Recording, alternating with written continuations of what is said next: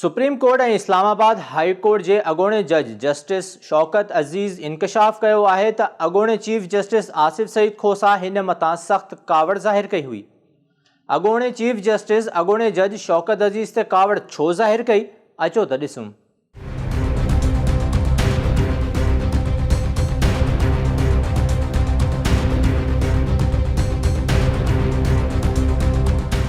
अॻूणी इमरानी सरकार वारे दौर जे मुतासिर अॻूणे जज जस्टिस शौकत अज़ीज़ इंकशाफ़ कयो आहे त अॻूणे चीफ जस्टिस आसिफ सईद खोसा फ़ौज मुख़ालिफ़ फ़ैसिलो ॾियण ते उन जे मथां सख़्त नाराज़गी ज़ाहिर कई हुई ऐं खेसि दड़का बि ॾिना हुआ।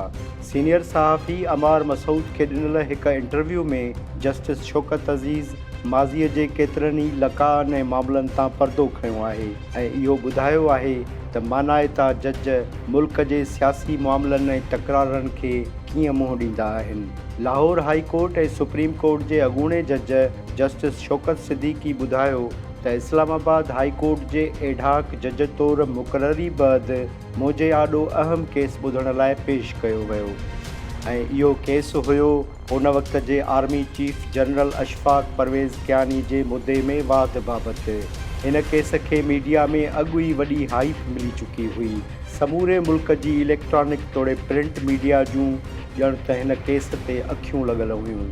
जस्टिस शौकत सिद्दीकी चयो त जॾहिं मूं सीनियर जज जस्टिस अनवर अहमद कासी सां गॾु ॿुधणी शुरू कई ऐं असां जनरल अशफाक परवेज़ कियानी जे मुलाज़मत वारे मुदे में वाद ख़िलाफ़ दरख़्वास्त खे ॿुधण जोॻो करार ॾेई 15 ॾींहंनि जी तारीख़ मुक़ररु करे नोटिस जारी कया त थरथलो मची वियो। ईअं लॻो ॼण असां कारीअ ते पेर रखियो हुजे। जस्टिस रिटायर्ड शौकत अज़ीज़ सिद्दीकी ॿुधायो त अहिड़ो फ़ैसिलो ॾियण ते अॻूणे चीफ जस्टिस आसिफ सईद खोसा मूंखे पंहिंजे चैम्बर में घुरायो। हू सख़्त कावड़ में हुयो ऐं मूंखे ॾिसण सां ई चयो, हीउ तो छा करे छॾियो? आर्मी चीफ जे मुलाज़मत में वाद बाबति दरख़्वास्त खे तो ॿुधण जोॻो छो करार ॾिनो ऐं ॿुधणीअ लाइ तारीख़ छो फिक्स कई? तोखे ख़बर आहे त तुंहिंजी इन हरकत जे करे मुल्क में मार्शल लॉ लॻण वारो हो, जंहिंखे असां पंहिंजो असर रसूख़ इस्तेमालु कंदे रोकियो आहे।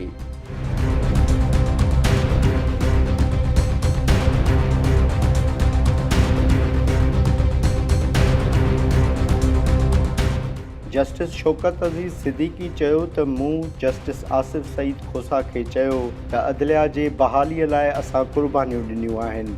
मां पाण 18 ॾींहं जेल काटियो, मुआशी मुश्किलातुनि खे मुंहुं बि ॾिनो ऐं एतिरनि क़ुर्बानियुनि खां पोइ बि जेकॾहिं असां कंहिं ताक़तवर ख़िलाफ़ केस ॿुधण जोॻो हुअण या न हुअण वारी मामूली दरख़्वास्त बि न ॿुधी सघूं त पोइ इन खां बहितर आहे त मुल्क में मार्शल लॉ लागू थी वञे।